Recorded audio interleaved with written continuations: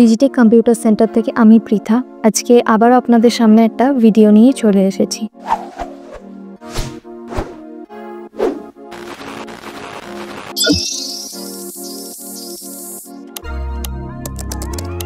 তো আজকে আমরা ওয়ার্ডে দেখব যে ইমোজি কি করে বানাতে হয়। সবার প্রথমে আমরা মাইক্রোসফট ওয়ার্ড ওপেন করে নেব।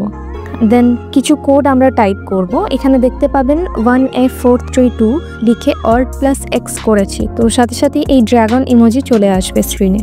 Next 1F423 and then Alt+X put করেছি, করলে এই কিউট ইমোজিটা আপনারা দেখতে পাবেন।